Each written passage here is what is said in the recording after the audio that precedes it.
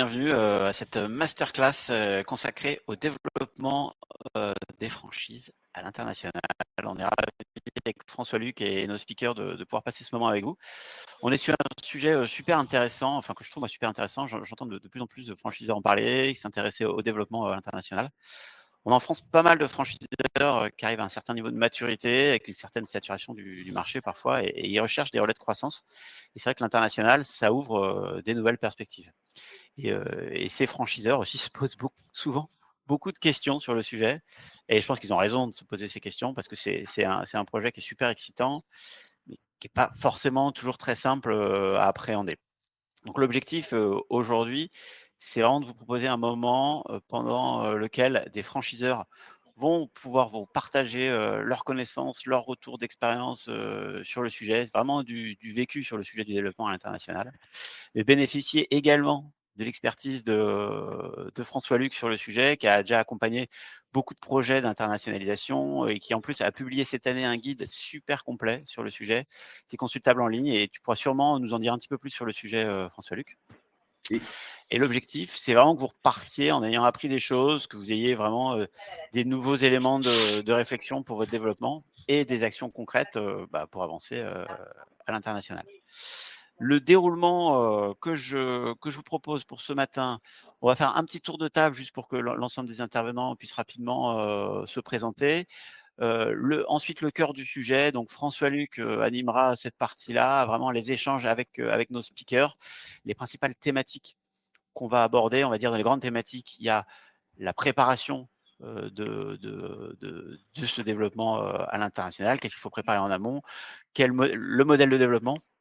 Il y a quand même plusieurs possibilités. Et puis en plus, il y a plein de questions transversales, plein de sujets divers et variés qu'on va essayer d'aborder également. On va se laisser un petit peu de temps sur la fin, une bonne dizaine de minutes, un quart d'heure, 10 minutes pour répondre à vos questions. Donc n'hésitez pas à envoyer vos questions au fil de l'eau. Donc sur la droite, il y a un petit chat. Vous pouvez en profiter pour dire bonjour, coucou, faire un petit coucou, nous assurer que vous êtes bien là et poser vos questions. Voilà, faire vos retours, remarques. N'hésitez pas à utiliser le chat. Ce que je vous propose, on va faire le petit tour. Allez, Nicolas, je te laisse commencer pour te présenter. Bonjour à tous. Merci de nous accueillir sur la plateforme. Donc, je me présente en quelques mots. Du coup, je suis Nicolas Cascalet, je suis le fondateur de l'enseigne Yaoz. Yaoz, c'est une enseigne qui est spécialisée dans la partie sucrée, essentiellement. On fait du yaourt glacé, de la crêpe et de la gaufre. Avec ce qui nous a fait connaître, entre guillemets, c'est qu'on a sur chaque option, sur chaque segment de l'offre, des offres en illimité, avec différents toppings. Voilà, c'est ce qui nous caractérise. On est une entreprise française, on est basé à Lyon depuis 2017. Aujourd'hui, le groupe possède une dizaine de restaurants et ce qui fait l'objet forcément du jour, on a une vingtaine d'ouvertures sur l'Espagne et une ouverture sur Dubaï en 2026. Ok, cool. Jean? Bonjour à tous. Donc moi je suis Jean Mariotte, je suis le cofondateur d'EVA, ça veut dire eSport Virtual Arena, et c'est un concept donc sur un peu unique, mais sur le loisir indoor. Donc concrètement, EVA c'est quoi? Vous êtes équipé d'un casque de réalité virtuelle et d'un gun connecté et vous vous déplacez librement sur un espace d'environ 500 mètres carrés, la taille d'un terrain de basket, et vous allez jouer à un jeu de tir qu'on a développé en interne qui s'appelle AfterH. Et on a un positionnement assez particulier parce que c'est de l'e-sport. Alors qu'est-ce que ça veut dire l'e-sport? C'est-à-dire qu'en fait, on est à la frontière entre le loisir et le sport. Certains le pratiquent comme un sport et on a des clients qui reviennent jouer plusieurs fois par semaine et qui sont abonnés comme à une salle de sport, et d'autres qui sont plus dans une consommation, on va dire, de type loisir. On a créé la société en 2019. On a développé, aujourd'hui, il y a 60 salles ouvertes en France et à l'international. Je crois qu'on a une dizaine de pays, même si la majorité aujourd'hui est quand même en France. C'est notre socle, bien sûr, de développement qui arrive aujourd'hui à maturité. Et donc, on se développe en franchise maintenant avec des régions qui sont nos régions focus actuelles, qui sont l'Espagne, l'Allemagne. On est également en Suisse et en Belgique. On vient d'ouvrir Bucarest en Roumanie il y a 2 jours. Et puis, on est aussi également pas mal développé au Middle East. On a une première salle aussi aux États-Unis. Vaste sujet États-Unis d'ailleurs. Et puis voilà, voilà, on est un siège on est 65 au siège parce qu'on a des équipes produits assez importantes. Voilà. Et une salle en propre à Paris, qui est notre seule salle qui n'est pas en franchise. Voilà pour le. Merci Jean. Édouard? Eh bien, bonjour à tous et à toutes. Voilà, je suis Édouard Falguer, je suis l'un des dirigeants de la société Guinaud et Maricor. Donc, nous, on est plutôt une vieille maison puisque ça fait un peu plus de 60 ans qu'on existe. Effectivement, on est plutôt, initialement, on est industriel, hein, c'est-à-dire qu'on a nos propres laboratoires de recherche, de développement, de fabrication, de gamme de produits cosmétiques. On a du coup diffusé évidemment en France et à l'étranger dans un peu plus de 80 pays à travers 17 000 instituts de beauté. Mais depuis 2010, donc là on est plus récent aussi, on a créé un modèle de franchise où on a 400 points de vente en France et presque une centaine à l'international répartis sur 18 pays. Ok, voilà. merci. Je serais heureux de partager. Merci Edouard, merci à tous. Donc François-Luc Simon, alors je suis navré de ne pas avoir pu mettre la caméra, mais je ne suis pas geek, donc j'ai eu un peu de mal. Et pour le délai imparti, je n'ai pas réussi. Pour me présenter, je suis le cofondateur du cabinet Simon Associés et nous sommes spécialisés dans le domaine de la franchise depuis 20 ans. Et je dois dire que les projets de franchise à l'international s'accélèrent à grands pas depuis 7-8 ans. Et on en fait de plus en plus. C'est pour ça que Laurent et moi avons eu l'idée de ce webinaire. Bien, et Laurent, Laurent Leclerc, moi je suis cofondateur de SmapUn, qui est l'application de géomarketing qui est la plus utilisée par les franchiseurs en France pour tout ce qui est études de potentiel, état locaux de marché, gestion des zones d'exclusivité, etc. Et également à l'international, parce qu'on a 300 clients aux États-Unis, une centaine au Royaume-Uni, pas mal d'autres en Europe. Et là, en ce moment, on est en train de s'attaquer, on va s'attaquer prochainement au Canada.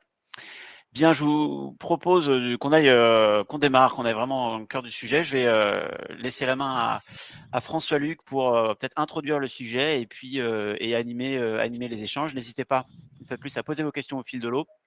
Et on se laissera un temps à la fin pour y répondre. François-Luc, je te donne la main. Alors, je vais introduire le sujet et puis je vais attaquer suivant la structure, hein, les 3 étapes clés que tu as évoquées tout à l'heure. Donc, pour commencer, j'aimerais pouvoir vous dire que en tant qu'avocat, moi, on me pose toujours les mêmes questions, on exprime toujours les mêmes inquiétudes, les mêmes questionnements, les mêmes préoccupations, et ça me fait penser qu'il y a un bon sens commun. C'est-à-dire que les enseignes, quelles qu'elles soient, quelle que soit leur taille, leur ancienneté, leur métier, leur parcours, finissent par se poser les mêmes questions. Ça me fait penser d'ailleurs que les 3 enseignes qui sont là sont toutes très différentes, pas le même métier, pas le même secteur d'activité, pas le même historique, pas la même taille. Et pourtant, quand on a préparé ce webinaire, on revient toujours sur les mêmes sujets. Et on revient sur les mêmes sujets parce que je pense que l'international, c'est d'abord une situation de multi-handicap.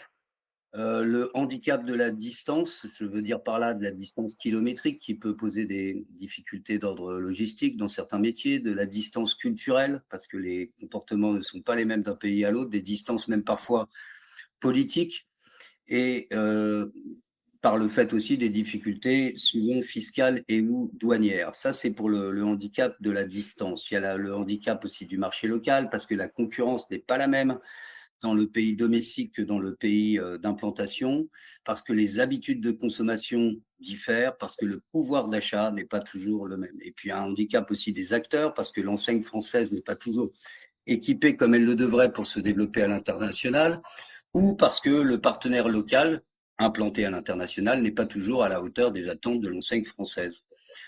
Handicap aussi du calibrage, parce qu'on voit bien que de temps en temps, on a mal calibré le développement à l'international, on n'a pas mis suffisamment les moyens financiers et surtout humains pour s'en occuper, ou parce que, inversement, on a vu les choses en trop grand. Et puis le handicap de la marque, parce que la marque souvent n'est pas connue localement, donc il y a un effort, il y a un côté je recommence à zéro, mais cette marque n'aura pas nécessairement, du moins dans certains métiers, le même positionnement qu'elle a déjà dans le marché local. Donc ça fait beaucoup de handicap. Et l'international, j'ai toujours envie de dire de manière presque humoristique, bon bah c'est comme la France, sauf que tout est plus compliqué en fait.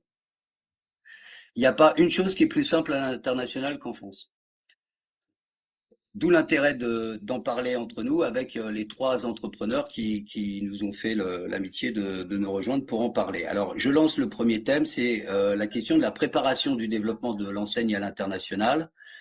J'ai envie d'interroger, mais ça peut être aussi Jean ou Nicolas.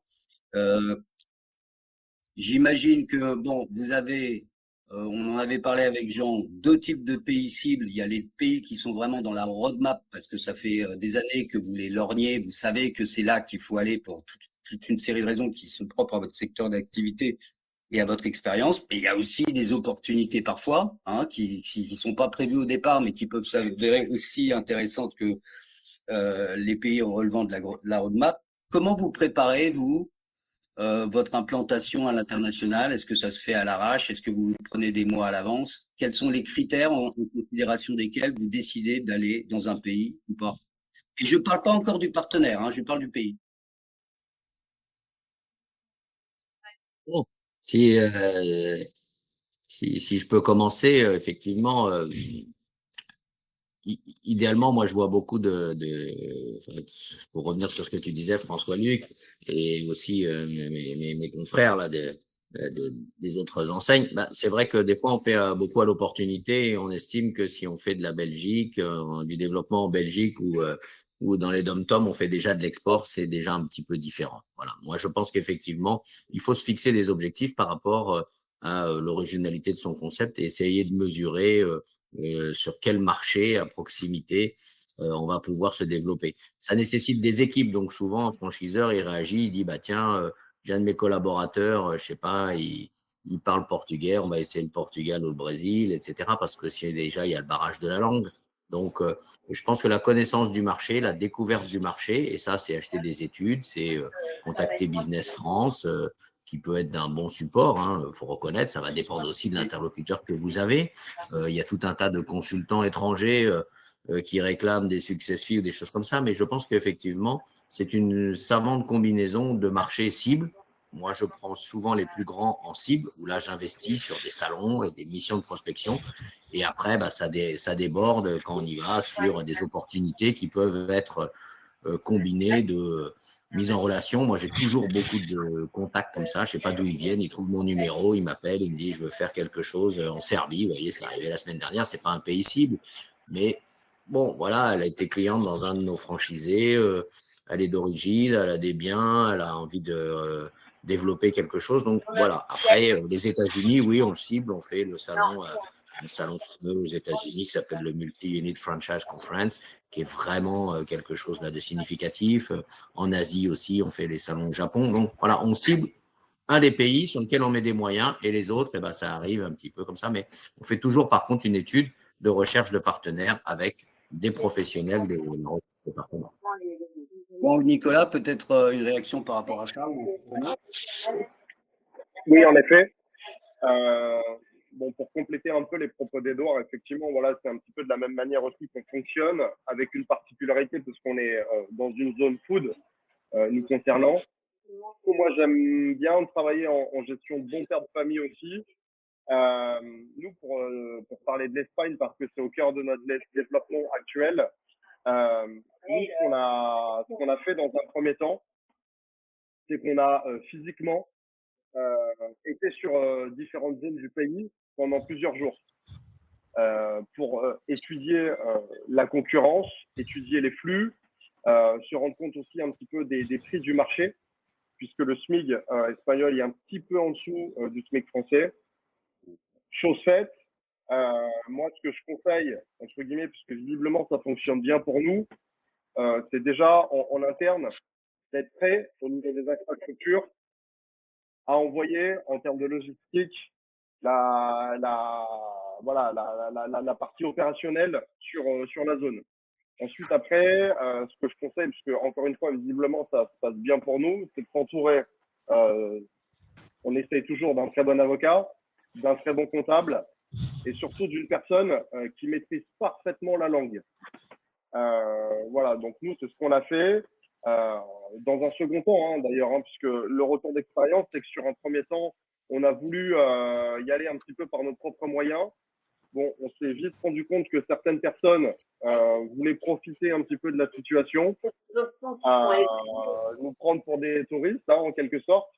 Donc voilà, moi, ce que je conseille, c'est vraiment se doter d'un bon avocat, comptable, d'une personne qui maîtrise la langue, d'une personne qui est sur place, avec qui vous allez pouvoir collaborer. Donc, entamer un partenariat avec une personne issue de la restauration, en tout cas pour nous, c'est ce qu'on a fait. En l'occurrence, rien de confidentiel. On travaille avec une personne qui s'appelle Thierry Rousset, qui est le directeur national de Burger King et Subway sur la partie Espagne, et qui nous accompagne via ses contacts. Et c'est vrai que voilà, depuis qu'on a entamé ce partenariat, on va beaucoup plus vite, on est beaucoup plus précis, et donc de fait, on perd beaucoup moins de temps. Donc voilà un petit peu comment on travaille. Et en tout cas pour nous, pour la partie restauration, s'il y a des personnes qui sont dans la restauration qui nous écoutent, nous, on a pris la décision aussi de lancer le développement sur l'Espagne, dans la mesure où nos marges sur la France étaient dans la zone des 80%. Voilà. Parce qu'il faut comprendre aussi que lorsque vous allez arriver sur le pays, il va falloir s'adapter. Et s'adapter, ça veut dire parfois en termes voilà, de design, un petit peu modèle concept, et surtout, alors, oui, effectivement, en termes d'agencement, mais surtout au niveau des prix. Voilà. Les prix ne seront pas forcément les mêmes dans certains pays. Donc voilà, justement, bien prendre le temps. Et donc, voilà, aujourd'hui, nous, on fonctionne de cette manière. Visiblement, ça avance bien pour nous. Donc voilà, c'est un petit peu les conseils et le retour d'expérience que moi, je peux apporter par rapport à ça. Mon Jean, peut-être, sur le… Yes. Déjà, je trouve que l'international, la première question que en fait, nous, on s'est posée, c'est quand, à quel stade, à quel état de maturité du réseau et de la société il faut y aller et quand il ne faut pas y aller. Alors malheureusement, je ne pense pas qu'il y ait une réponse unilatérale sur le sujet, mais en tout cas, en ce qui concerne Eva, nous, on voulait y aller très vite parce que c'est l'ADN de notre projet. Donc, Eva, notre objectif, c'est de construire un nouveau sport connecté. Et donc, il faut que très vite, on arrive à ce qu'un maximum de monde puisse consommer ce sport. Donc, forcément, se limiter à la France, ce n'était pas envisageable.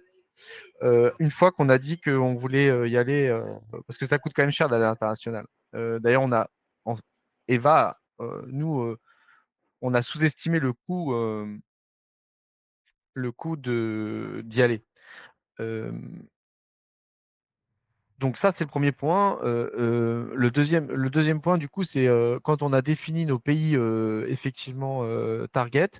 Donc on s'est dit qu'on allait aller notamment en Espagne et en Allemagne parce qu'on a identifié des intérêts et aussi des facilités. Donc c'était un mix de critères entre le potentiel marché, entre l'e-sport, le loisir, mais aussi la facilité de gestion, notamment sur l'animation de réseau, le recrutement, pouvoir se déplacer physiquement, c'est quand même plus facile que d'aller, par exemple, aux États-Unis.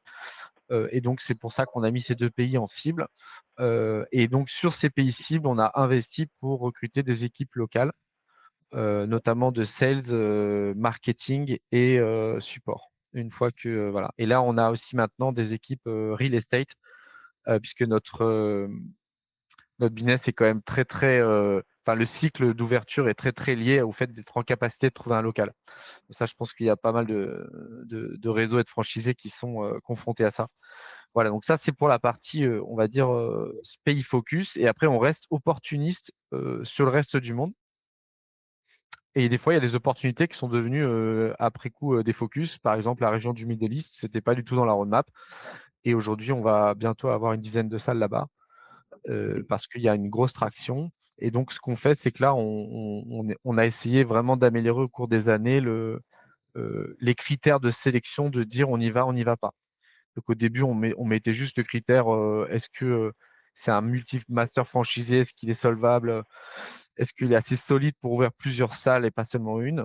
Maintenant, on a rajouté beaucoup de critères, notamment par exemple le critère juridique, parce qu'on sous-estime énormément, mais il peut y avoir des contraintes locales et légales dans le cadre de la franchise qui sont quand même assez importantes. Je sais que par exemple, quand on a ouvert à Bahreïn aussi, on n'avait pas anticipé que le booking Stripe ne marchait pas et c'est l'outil qu'on utilise pour, par exemple, réserver.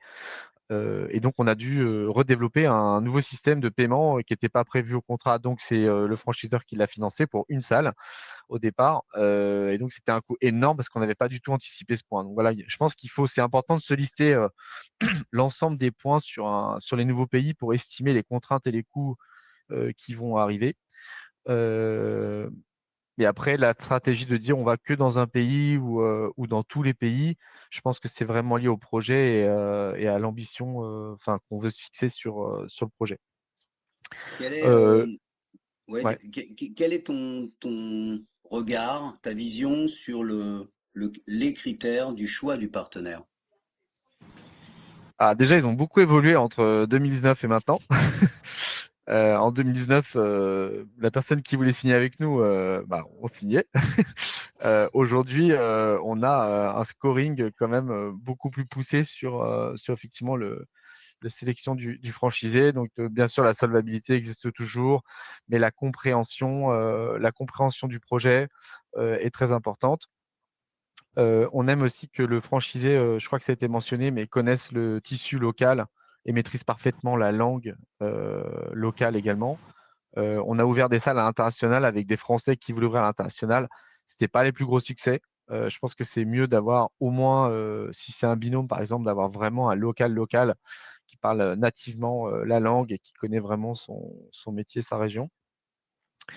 Voilà, donc ces critères-là, ils s'améliorent de jour en jour. Et je dirais qu'aujourd'hui, on est au stade de critères qui est plus difficile, mais qui me paraît pertinent et excessivement important.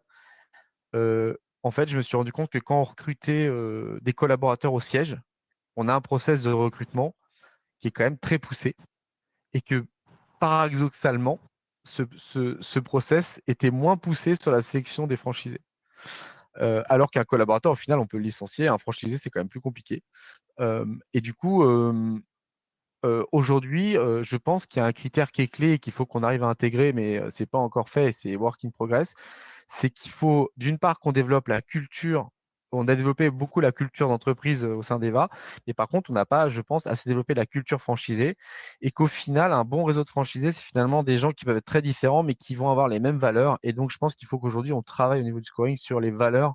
Est-ce qu'on match finalement avec la personne? Même si tous les critères business sont réunis, il faut qu'il y ait aussi ce fit culturel pour que ça fonctionne. Et ça, aujourd'hui, je pense que c'est encore quelque chose sur lequel on doit vraiment s'améliorer. Merci. Édouard ou Nicolas, sur les critères de choix du partenaire.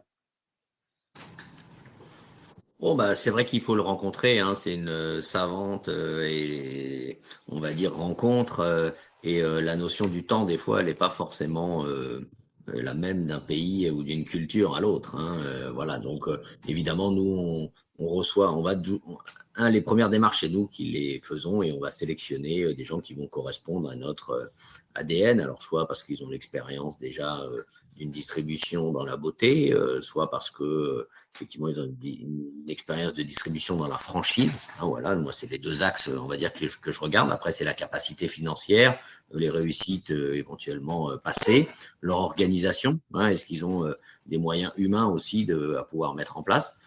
On les invite toujours à venir à Paris. On a ce qu'on appelle une Discovery Session. C'est 2-3 jours, vraiment. Enfin, à Paris, parce que notre siège. Mais voilà, on va leur demander de travailler sur voilà, des éléments aussi. Hein. Ils ont quelques devoirs à faire pour voilà, créer un business plan, une présentation de leur société, leur vision. Mais voilà, ce critère de choix, c'est évidemment une rencontre et l'adéquation avec l'ADN de la marque sur l'adaptation qui vont être capables de faire du concept qui va être à 90% identique, des fois c'est 100%, mais en fonction effectivement, on est en Amérique du Sud, les formats c'est un peu différent, en Asie aussi, où la typologie de l'emplacement peut être aussi un peu différente de ce que l'on a sur notre marché captif. Voilà. Après, sur l'Europe, globalement, c'est assez similaire. Nous, ce que l'on a, les franchisés qu'on a en Angleterre, en Allemagne, en Italie, en Espagne, au Portugal, se ressemblent, voilà, à 99%. Dès qu'on va un peu plus loin,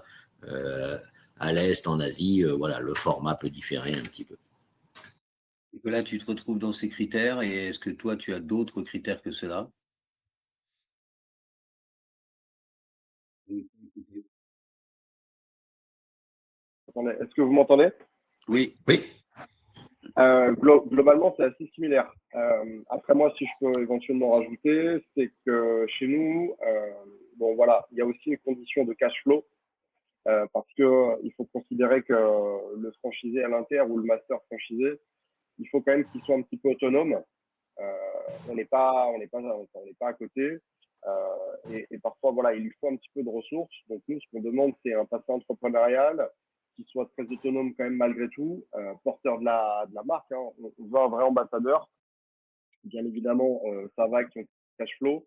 Et nous, ce qu'on demande, c'est qu'une fois qu'on a validé le profil, ou les profils, parce que parfois les multis, en tout cas nous, ce qu'on a, ou les masters, c'est des associations. Souvent, ils sont associés à deux pour lancer le projet, en tout cas chez nous. On leur demande de venir 3 jours en immersion à Lyon au centre pilote. On les fait passer 3 jours full avec nous. On leur donne des batteries de test. On les met en situation de gestion et surtout, comme disait Edouard, voilà, ils ont des devoirs à réaliser pour voir leur capacité à manœuvrer de manière autonome sur un pays étranger en cas de coup dur. Voilà, nous, c'est ce qu'on veut voir. C'est vraiment leur capacité à réagir et à prendre des décisions en cas de complications, notamment sur des problèmes machines, sur des problèmes recettes et d'approvisionnement. Voilà, c'est vrai que nous, on l'avait connu en France notamment avec des cours du lait ou du sucre qui explosent. Donc voilà, on les met face à des problématiques. On attend de voir comment ils réagissent. Et effectivement, voilà, généralement, au bout de 3 jours, le bilan et le constat est plutôt favorable. Et c'est comme ça qu'après, on lance le partenariat. Très bien, merci. Tu parlais de franchise, de multi-franchise, de master franchise, donc ça me conduit naturellement à poursuivre sur le deuxième volet que sont les modèles de développement de l'enseigne à l'international. Donc typiquement la franchise directe ou la multi-franchise ou la master franchise. Et alors là, j'ai deux questions. La première, pour vous trois, la première question, c'est est-ce que vous êtes mono-modèle? C'est-à-dire, est-ce que vous faites tout le temps de la multi-franchise ou alternativement, est-ce que vous faites tout le temps de la master franchise ou vous êtes capable ou vous estimez que vous avez intérêt à adapter en fonction du partenaire et du pays le modèle de franchise? Ça, c'est la première question. Un modèle ou plusieurs modèles. Et puis la deuxième question, c'est est-ce que vous ne croyez pas que selon le modèle, on a un profil de partenaire? C'est-à-dire qu'un partenaire n'est pas adapté à tous les modèles. Édouard, peut-être? Oui, c'est une bonne réflexion. Alors moi, j'ai l'habitude, effectivement, on a les 3 modèles, la franchise directe, la multi-franchise, le master franchise. Presque, j'ai envie de dire, le master franchise, c'est le Graal que tout le monde recherche et qui n'existe pas vraiment. Parce que si je reprends l'étymologie, master franchise, ça voudrait dire maître franchiseur. Et à part le franchiseur lui-même qui maîtrise bien son concept, il n'y a pas d'autre maître franchiseur, presque. Vous voyez, donc moi, je suis plutôt à leur dire, peut-être dans la durée, vous serez master, mais il faut avoir démontré, fait ses preuves, etc. C'est-à-dire que c'est lui donner des droits de sous-franchise où vous allez partager les revenus. Donc, ça, je l'ai en Angleterre, parce qu'effectivement, aujourd'hui, on en a une vingtaine, c'est quelque chose qui roule, mais ça veut dire qu'ils ont fait leurs preuves au début dans le cadre du développement, de la création aussi d'une structure indispensable pour le suivi des franchisés, parce que ce qui coûte cher, notamment à l'international, pour une entreprise, quelle qu'elle soit sa taille, c'est l'assistance qui va être fournie. Donc, être monomodèle, non. Il y a des partenaires, effectivement, qui vont réclamer tout de suite. C'est le cas au Moyen-Orient, c'est le cas en Asie, parce qu'ils ne sont pas forcément embêtés avec ces notions de CAPEX. Donc, ils ont des capacités d'investissement, mais c'est presque une erreur de leur donner tout de suite un master parce que vous ne savez pas leur capacité qu'ils ont à modéliser votre concept et surtout à le déployer. Donc, c'est plutôt des accords de multi-franchise avec des plans de développement. Moi, je les territorialise, c'est-à-dire je peux avoir effectivement un accord multi-pays, mais je vais leur dire au Koweït c'est combien, au Qatar c'est combien, et on se met d'accord sur un plan de développement.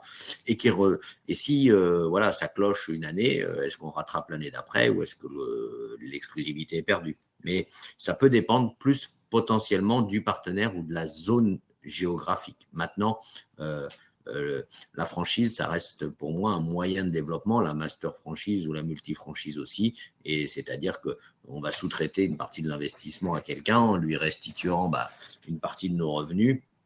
Charge à nous de lui apprendre ce nouveau métier, que ce soit faire des yaourts, faire des salles de jeux vidéo ou développer des soins esthétiques comme dans l'enseigne Guinaud. Donc voilà, on essaye d'être agile. Hein. Je pense qu'effectivement, il y a cette notion d'agilité dans le choix du partenaire. Mais voilà, la master franchise, c'est un Graal, mais qui n'est pas forcément le bon projet à prendre initialement, de mon point de vue. Nicolas, vous avez un avis sur ce sujet, j'imagine? Moi, j'aime bien me diversifier, en tout cas. J'ai pour habitude de le faire depuis très longtemps, avec un point particulier que je trouve très important parce que par le vécu, par l'expérience, parfois il a dû falloir preuve d'agilité, hein, vous en parlez. Le multi-franchisé, pour moi, je pense qu'il faut bien le cadrer. Le master, on lui vend le pays, on lui apprend le business. S'il est très bon, il a un peu de cash flow, il va y aller. On l'a sélectionné, on l'accompagne. Techniquement, ça roule. Là où je pense qu'il faut un petit peu faire attention, c'est sur le multi-franchisé.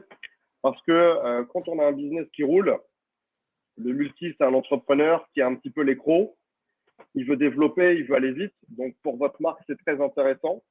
Maintenant, attention à un point très précis, c'est que le multi, quand il commence à grossir, le risque, c'est qu'il devienne plus gros que vous à un moment et que indirectement, il veuille prendre un peu le contrôle de certains points en termes de stratégie, de développement, de marketing, etc. Donc moi, je l'ai vécu par le passé avec mon ancienne marque.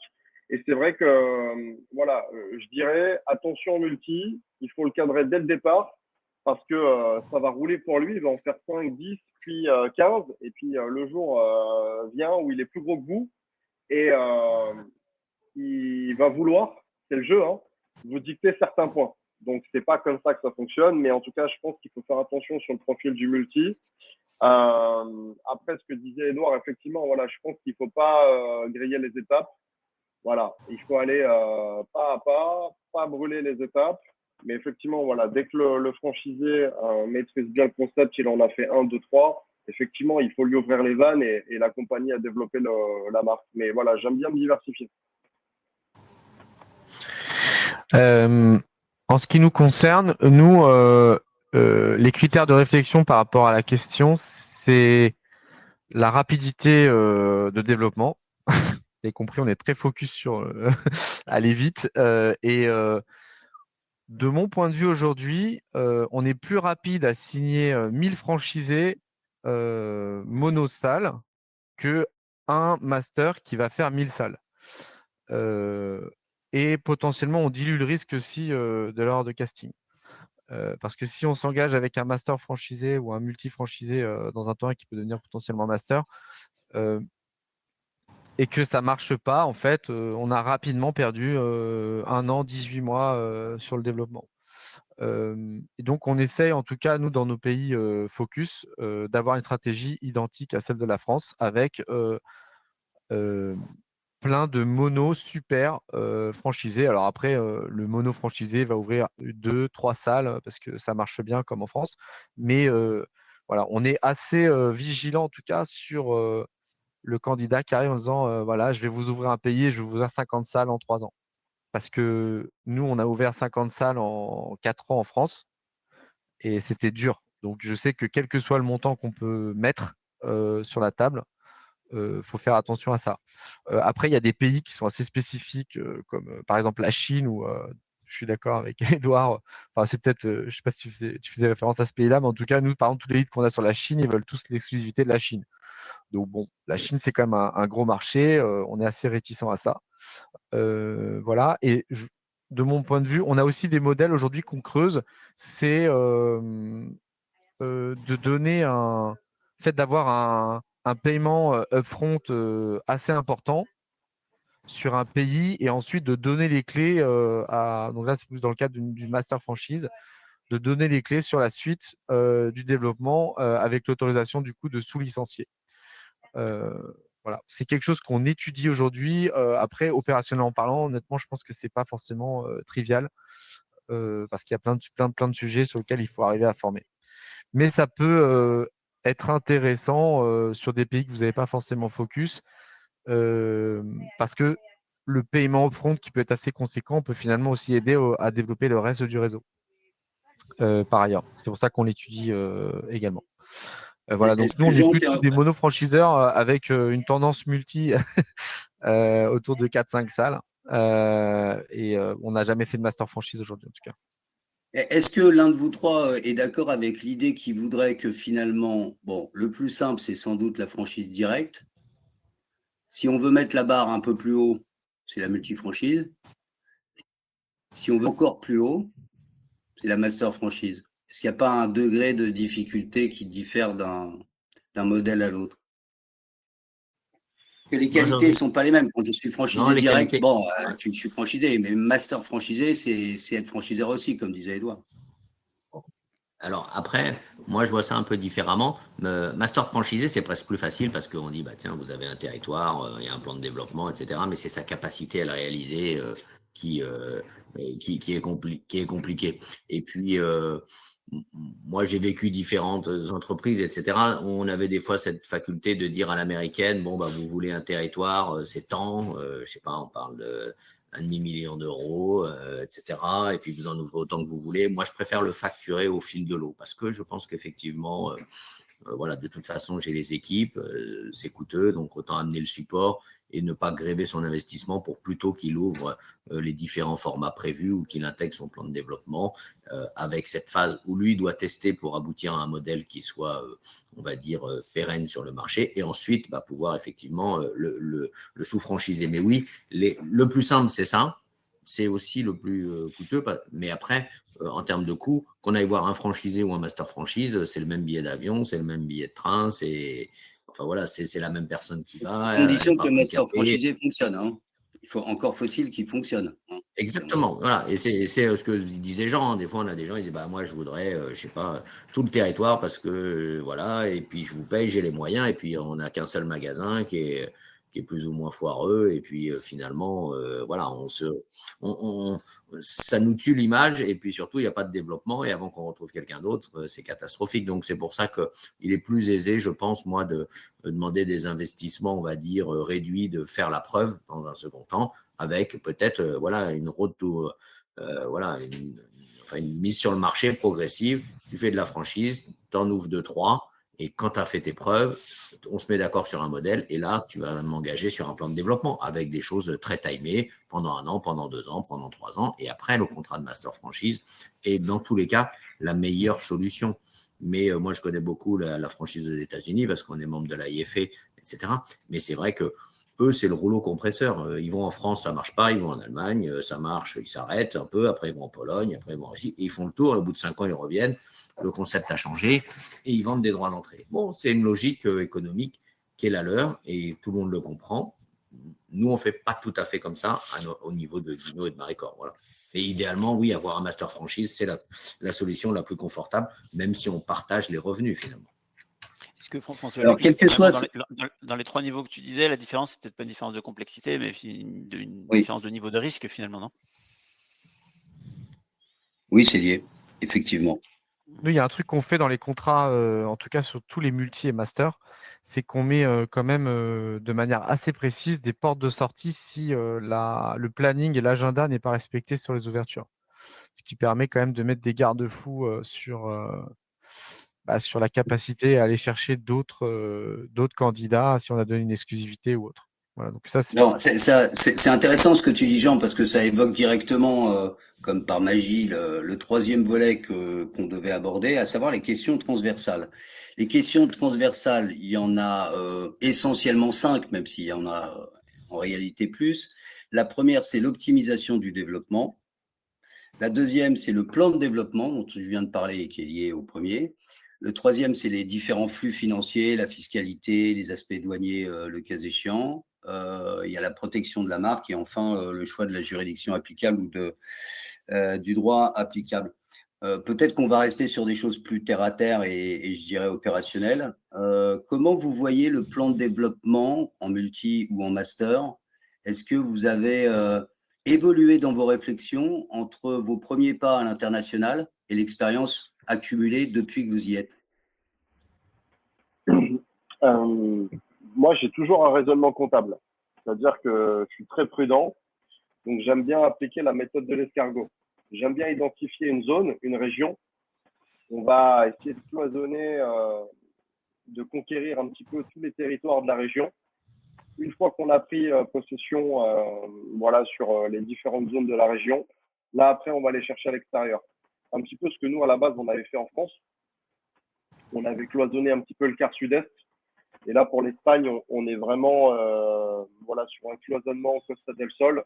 On a pris pied sur Malaga, Marbella, Alicante, Benidorm. Et là, tout doucement, on est en train de remonter. Valence, Barcelone, Madrid. Mais moi, j'aime bien être très prudent. Cette petite méthode de l'escargot, au final, elle nous permet d'être à proximité un petit peu de tout le monde. Et eux-mêmes, le multi, il est aussi en capacité de rayonner et d'intervenir en fonction de différentes problématiques sur ces zones très rapidement. Moi, j'aime bien travailler comme ça. Nous, on est l'opposé, je pense. En fait, nous, on est contraint à pas pouvoir faire ça dans le sens où notre concept, il va fonctionner quand il y a beaucoup de salles. Donc, plus il y a de salles, plus il y a des gens qui vont jouer, on va pouvoir faire des compétitions intersalles, etc. Donc, il faut pour que la mayonnaise prenne, il faut qu'on aille très vite. Donc, notre philosophie, c'est dès qu'on ouvre un pays, ça veut dire qu'on est dans un mindset d'en ouvrir beaucoup très vite. Et c'est ça la difficulté de l'exercice. C'est pour ça qu'on ne va jamais prendre un franchisé, sauf s'ils sont plusieurs en même temps. Mais en fait, on essaye au moins d'avoir 5 ouvertures quasiment simultanées ou très rapides qui vont s'enchaîner quand on va dans un pays. Et ce qu'on a extrêmement sous-estimé, je pense, quand on est allé à l'Inter, c'est l'impact d'avoir les fondateurs et l'équipe siège en France versus, par exemple, en Espagne, en Allemagne, en termes de communication, de marketing et d'awareness de la marque. Parce qu'au final, nous, on fait du B2C, donc les gens, ils doivent aller dans les salles. Et en fait, on se rend compte que l'investissement en com et marketing est quasiment plus important pour développer l'Espagne, alors que Eva est plus mature globalement que quand on a lancé la France. Parce qu'en fait, la France, on connaît les rouages et mine de rien, on est capable, nous aussi, en direct, d'avoir des actions de communication qui vont impacter, que ce soit au niveau presse ou autre. C'est plus difficile dans un pays étranger. Donc voilà, quand on y va, nous, on est plus en mode all-in avec des gros investissements en y allant très vite. Du coup, on prend quand même le temps vraiment et on a appris aussi à dire non sur pas mal de projets sur des pays où on ne se sent pas capable d'y aller. Ouais, il faut se méfier des plans de développement qui font rêver parce que naturellement, on est tous contents d'avoir des gens qui vont nous dire je vais en ouvrir 600 en 10 ans, etc. Mais même en France, sur notre marché captif, on l'a pas fait. Donc, il faut savoir effectivement, je pense, mesurer la difficulté. Hein. Moi, j'en avais un là au Brésil, 480 magasins en 10 ans. C'est-à-dire que je lui ai dit, mais c'est un par semaine pendant 10 ans. Bon, ça paraît très, très ambitieux. Voilà. Donc, étant donné que la première année, c'est en plus 3, 4, enfin, oui, voilà. C'est-à-dire qu'à un moment, il y a une telle accélération que c'est impossible à tenir. Voilà. Donc, ça, il faut se méfier des choses qui font un peu rêver et réfléchir à l'ensemble de ces contraintes que tu as soulignées, François-Luc. Alors, moi qui sont très, très marqués dans mon activité parce que j'ai des enregistrements, j'ai des droits de douane, j'ai des choses comme ça quand on est plus dans le service ou un approvisionnement local. C'est une chaîne d'approvisionnement à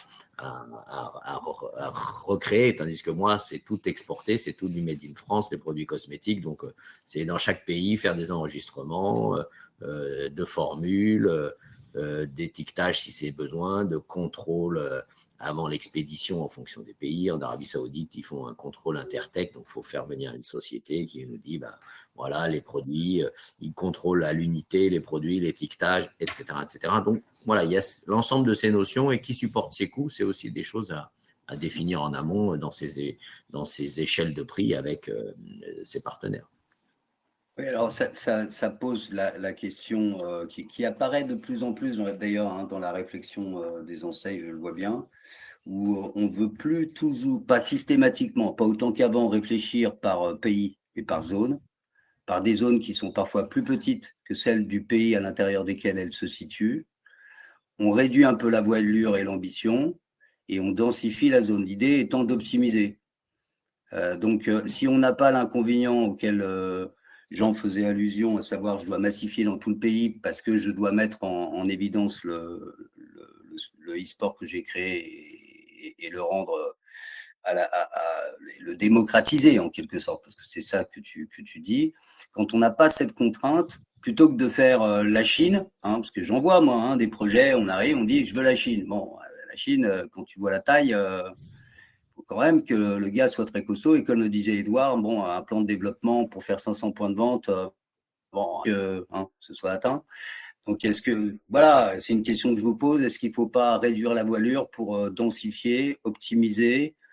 Et optimiser, ça peut vouloir dire avoir le courage de ne pas donner l'exclusivité sur un pays. Ça peut vouloir dire je te donne l'exclu, mais simplement sur une typologie d'emplacement, par exemple en travel retail ou à l'inverse hors travel retail, de segmenter en fait le marché pour essayer de trouver différents canaux de distribution et de développement. Donc l'optimisation, est-ce que c'est quelque chose que vous avez appliqué d'une manière ou d'une autre finalement? C'est une question. Après, ça dépend de la stratégie opérationnelle de l'entreprise. Ça dépend, ça dépend de votre plan d'action à 1 an, 2 ans, 3 ans. Ça dépend de votre trésorerie. Ça dépend si vous avez fait des levées de fonds. Ça dépend de plein de choses. Je ne sais pas s'il y a réellement un mode d'emploi et un modèle à suivre. Moi, je sais qu'avec Justine, mon associé, on a pris la décision de ne pas faire de levée de fonds. Peut-être parfois d'aller un peu moins vite. Mais voilà, ça dépend voilà, de la strate un petit peu de la boîte. C'est une question aussi de trésor. Moi, je sais que quand on prend pas mal de droits d'entrée, alors c'est vrai que maintenant on est vigilant, mais au démarrage, on a pris beaucoup de droits d'entrée. Ça nous a aussi permis voilà, de relancer l'action sur du développement un petit peu plus fort. Donc voilà, ça dépend vraiment de la stratégie de chacun. En tout cas, je le pense. Voilà, je ne sais pas s'il y a réellement une bonne méthode. Il y en a plusieurs, sans doute, au cas par cas. La bonne vieille méthode du cas par cas. Laurent, peut-être qu'on va prendre des questions pour respecter le timing. Ouais, tout à fait. On peut commencer à aborder les questions. Alors, je vais les balayer dans l'ordre. Il y avait une question pour Edouard, mais je pense que tous en parlaient, mais il y a l'importance de la situation géopolitique dans le choix ou le renoncement d'un pays. Bon, on fait attention, parce que de regarder. toute façon, oui, moi j'ai répondu à Jean, je lui ai dit, comme on déplace effectivement du personnel, évidemment, il faut faire attention. Il y a des pays qui sont en zone dite rouge, il faut se renseigner. Après, je ne sais pas si c'est corporate de le dire, mais moi je continue de fournir des instituts de beauté en Russie. C'est pas des armes, évidemment. Nos produits sont contrôlés. Bon, voilà. Et faisant de l'export, vous voyez, on a le droit d'envoyer des produits, et par contre, on n'a pas le droit de recevoir de paiement de la Russie. Vous voyez, je vous informe. Donc, vous voyez, c'est un côté un peu particulier de l'État français qui nous autorise à envoyer nos produits à partir de moment où ça ne correspond pas, effectivement. On fournit des instituts de beauté, mais par contre, on ne peut pas recevoir d'argent. Donc, vous voyez, typiquement, ce sont des situations géopolitiques où il faut effectivement être clairvoyant et regarder. Voilà, la situation là étendue. Dans les pays du Moyen-Orient, est-ce que ça nous empêche de faire du business? Pas vraiment, parce qu'on est dans un degré moindre concerné, mais évidemment qu'il n'y a pas si vous avez des franchisés aujourd'hui en Israël ou en Iran, évidemment qu'ils doivent souffrir de la situation. Voilà, donc charge à vous d'adapter après vos modèles ou vos relations commerciales avec ces pays. Une question peut-être. La question suivante, oui. Ouais, question peut-être plus pour toi François-Luc, mais comment choisir le droit applicable au contrat de franchise? Sur quels critères? Est-ce que c'est un point difficile en négo? Je remercie l'auteur de la question de me l'avoir posée. On vous transmettra en accord avec Laurent les coordonnées du site internet que j'ai constitué pour accompagner les enseignes à l'international et qui est en accès libre, qui comporte 29 fiches techniques sur 29 pays. Business et économique, et qui comporte surtout une masterclass composée de 12 modules eux-mêmes articuler comme on vient de le faire ce matin, c'est-à-dire la préparation, les différents modèles et les questions transversales. Parmi les questions transversales, il y en avait 5, et c'est le module 12 qui répond en détail, parce que c'est une question importante, mais qui est nuancée juridiquement. Donc, pour répondre quand même rapidement à la question, il y a 2 manières d'aborder le problème. C'est d'abord celui du rapport de force, c'est-à-dire que qui décide du droit applicable? Bon, la tendance, tout le monde la connaît, c'est chacun veut appliquer son droit, hein, évidemment. Le français veut appliquer le droit français, l'espagnol le droit espagnol. Donc ça va d'abord dépendre d'un rapport de force. Ensuite, ça va dépendre du modèle, parce que on discute plus facilement avec un franchisé unique, hein, qu'avec un master franchisé ou un multi-franchisé. Le rapport de force n'est pas le même. Parfois même, on discute avec des gens plus gros que nous et qui ont un pouvoir de persuasion qui est plus important que celui qui serait isolé. Ça dépend aussi du pays, parce qu'il y a des pays, je dirais, qui sont d'une culture juridique voisine de la nôtre. Donc, que ce soit le français ou le droit belge, je dirais que c'est pas fondamental. En revanche, si je discute au Moyen-Orient, bon, c'est pas la même chose. Et donc, du coup, ça peut créer des situations de blocage. Et en règle générale, il arrive que, dans pas mal de cas, pour donner un exemple au Moyen-Orient, on n'applique ni la loi française ni celle du pays local, mais on trouve un troisième droit applicable, qui est par exemple le UK, parce qu'il est considéré par les acteurs situés là-bas que c'est un droit qui joue. Mais tout dépend du rapport de force, tout dépend de l'importance que chacune des parties accorde au droit applicable. Je dirais aussi que lié à ça, tu as la juridiction applicable, parce que s'il y a un droit applicable, encore faut-il qu'il soit appliqué par une juridiction qui va jouer d'un pays à l'autre. Mais là, on n'a pas toujours une grande marge de manœuvre, parce que ça dépend des conventions internationales qui sont signées entre les pays. Par exemple, si je signe entre la France et la Russie, je ne pourrais pas faire ce que je veux. Hein, en général, on a recours à l'arbitrage, parce que si j'ai une décision du tribunal de commerce de Paris, elle ne vaut rien là-bas, je ne pourrais pas l'appliquer. Donc voilà, c'est un peu complexe. Et puis j'ajoute encore, pas pour complexifier, mais parce que c'est la réalité, qu'il existe des lois d'ordre public qui font que localement, même si j'ai placé mon contrat sous l'empire du droit français, par exemple, eh bien, les règles locales d'ordre public s'appliqueront quand même dans cette hypothèse, parce que je ne peux pas, en général, au regard du droit de la consommation, du droit de la concurrence, du droit social, faire ce que je veux dans le pays considéré. Donc, c'est une question complexe, et c'est aussi l'une des raisons pour lesquelles, plutôt que de développer longuement à chaque fois des réponses, en tout cas lorsqu'elles sont complexes, je l'ai mis dans ce site internet. Je n'en parle plus, vous recevrez le lien. On prend la question suivante, il nous reste quelques minutes. Oui, ouais. Question suivante de Frédéric. Est-ce que vous avez fait des adaptations de vos redevances ou des droits d'entrée en fonction des zones? C'est une bonne question. Nous on l'a pratiqué, en tout cas. On s'est entendu sur un nouveau contrat avec différents avenants, avec une redevance adaptée au pays. En tout cas, on l'a imaginé comme ça et on le fait comme ça. Voilà, nous, on a pris cette décision. Encore une fois, hein, est-ce que c'est bien, c'est pas bien? Nous, c'est le premier qu'on fait.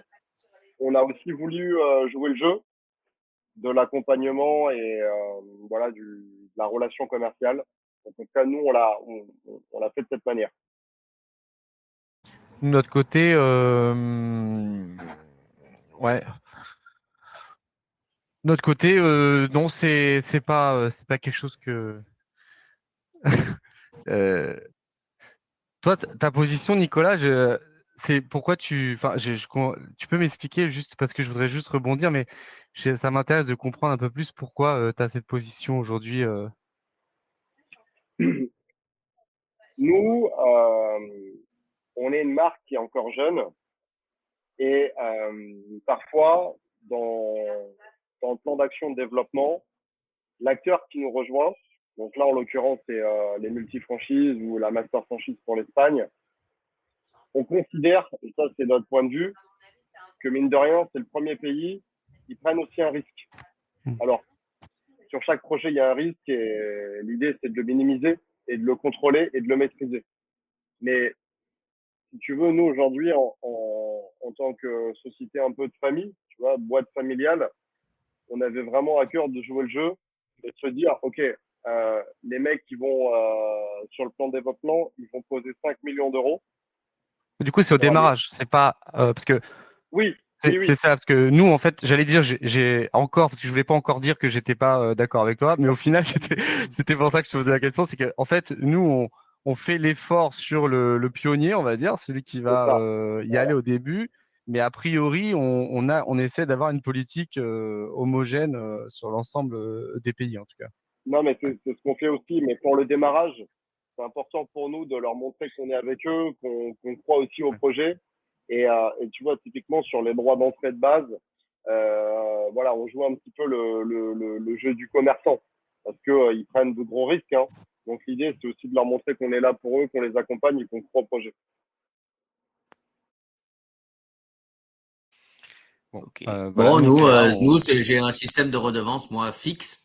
Mais c'est vrai que par contre, des pays où j'ai des master franchises, ils peuvent avoir modulé, eux, le système local de royalty un peu différent. Donc, effectivement, après, je partage avec lui. Mais moi, j'ai fait simple. Jusqu'au Moyen-Orient, c'est 5 000 € par an par magasin. Au-delà, c'est 7 000. Voilà. Donc, c'est multiplié par le nombre, etc. C'est assez simple. Voilà. Dans le cadre d'un master franchise, lui, il peut avoir ajouté une notion de 3% pour ça, 2% pour ça. Ça s'ajoute dans le PNL du franchisé et donc ça, c'est à mesurer avec enfin, voilà, le compte d'exploitation local, étant entendu que le master franchisé, lui, est responsable de ses paiements. Mais Edouard, c'est pas très market practice. Enfin, je suis pas autant expert de la franchise que toi, mais pourquoi ce fixe fee alors que c'est la pratique veut qu'on est plutôt sur il y a au moins un mix des deux ou Non, moi je fais du fixe parce que l'Institut de beauté, en fonction un peu des pays, il y a beaucoup d'argent qui disparaît, tu vois ce que je veux dire. Donc, je serais pas capable de le mesurer. Bon, alors après, moi, comme j'ai l'industrie, je les fournis aussi. Donc, moi, ma principale source de revenus, c'est la fourniture de produits aux instituts. Parce que l'institut, il est exclusif, donc il travaille à 80% de marge brute. Donc, j'ai entre guillemets 20% de revenus déjà liés à son approvisionnement. Et après, je rajoute en chapeau pour l'usage de l'enseigne, l'information, etc., etc. Ok. J'ai une question aussi sur les filiales. Est-ce que vous avez créé des filiales? Est-ce que c'était nécessaire pour assurer le suivi ou pour d'autres raisons? Vous avez besoin de créer des filiales ou pas? nous, de notre côté, on évite au maximum de le faire parce que ça crée de la complexité diverses et variées. Donc, par exemple, les pays de l'Europe, on n'a pas créé de filiales. On y réfléchit néanmoins en Espagne potentiellement parce qu'on commence à avoir pas mal de salariés. Du coup, on a potentiellement des optimisations à faire en ayant une filiale sur place. On a créé une filiale aux États-Unis par contre, et on est en train d'en créer une dans la région Middle East et potentiellement en Asie, là, sur le développement plutôt en Asie, parce que pour le coup, ce qu'on a identifié, c'est qu'il y avait quand même pas mal de complexité sur la facturation, les transferts, la fiscalité, etc. Et aussi le RH. Donc, c'est la raison pour laquelle je pense que c'est du cas par cas. Enfin, nous, en tout cas, on le fait au cas par cas aujourd'hui, hein, en fonction des régions. J'ai une seule filiale en Angleterre et après, j'ai un bureau de représentation à Dubaï. Voilà. C'est-à-dire, j'ai un bureau avec des personnels délocalisés. Nous, c'est pareil, on gère tout depuis Lyon. Là, pour le moment, ça reste assez simple. Voilà, les vols, c'est très rapide. Et donc, effectivement, pour reprendre Jean, voilà, même combat que toi. Effectivement, les complexités, quand on commence à les multiplier, c'est jamais bon. Voilà, donc nous, c'est vrai qu'on essaie de rester vraiment compact et on gère tout à notre niveau pour le moment. Ok. Petite question, retour d'expérience. Est-ce que vous avez déjà rencontré le cas de figure d'une rupture anticipée avec un master franchisé? Et si c'est le cas, comment on gère les franchisés qui sont chez ce master? Peut-être que vous n'avez pas votre expérience sur le sujet. Hein, mais... Oui, j'ai déjà. Il y a des clauses de, comment on dit, de subrogation. Hein, voilà, je parle sous le contrôle de François Luc là, mais effectivement, donc après c'est au bon vouloir un peu de chacun. Les raisons de la rupture est-elle abrupte ou est-elle dans un délai? Mais effectivement, une clause de subrogation prévoit que les franchisés se deviennent effectivement rattachés à la maison mère. Est-ce qu'on est capable de donner la même assistance en fonction si le master franchisé est défaillant, ça sera mieux. Et donc, c'est bien. Il y a la collecte du coup des revenus aussi qui est à prévoir. Il y a une phase de transition qui est jamais facile Donc, si telle est votre décision un jour, il faut avoir un plan B qui consiste plutôt à une espèce de transfert ou de nouvelle organisation. Mais si on arrête un master, c'est souvent il n'a pas réussi son plan de développement, c'est-à-dire que les conséquences sont assez minimes. Si on l'arrête et qu'on en a déjà 25 ou 40, moi ça m'est déjà arrivé, c'est un peu plus complexe de réattacher les 35, les 40 magasins directement au pays mère, quitte à, dans la durée, à les recéder. Donc, en fait, ils sont baladés de contrat en contrat, ils n'aiment pas tant. Le franchisé n'aime pas tant et c'est des sujets de perdition de nombre de partenaires. Ok. Et une question aussi, alors, sur la partie communication, il y a plusieurs franchisés dans un même pays. La communication, c'est géré par le siège ou c'est géré, alors, quand c'est le master franchisé peut-être, enfin, comment par qui est pilotée la communication sur ce pays? Nous, on gère en 2 temps.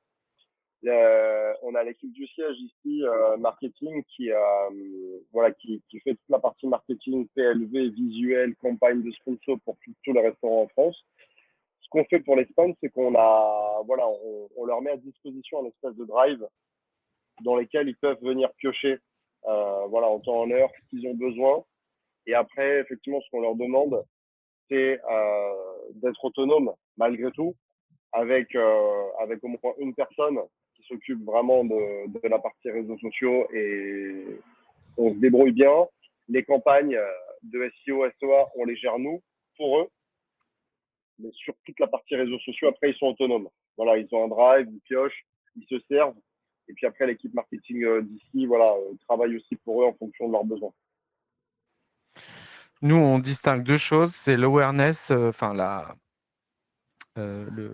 marque globale, hein, qu'on développe nationalement, et la communication locale. Donc, on part du principe que nous, on investit en tant que franchiseur pour développer la marque Eva dans le pays, et on va donc lancer des actions de communication globale à ce niveau-là. Et derrière, tout ce qui est communication vraiment locale autour de la salle pour faire venir les gens est à la charge du franchisé avec des assets qu'on lui fournit.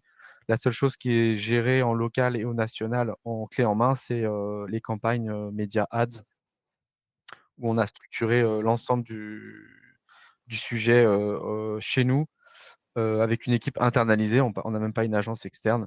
Mais c'est peut-être aussi du fait que c'était un métier qu'on a fait par ailleurs, donc on connaît bien, et du coup, on est assez compétitif là-dessus. Ok, très bien. On a dépassé les midis. Je pense qu'on a fait à peu près le tour des questions. Je propose qu'on conclue ici.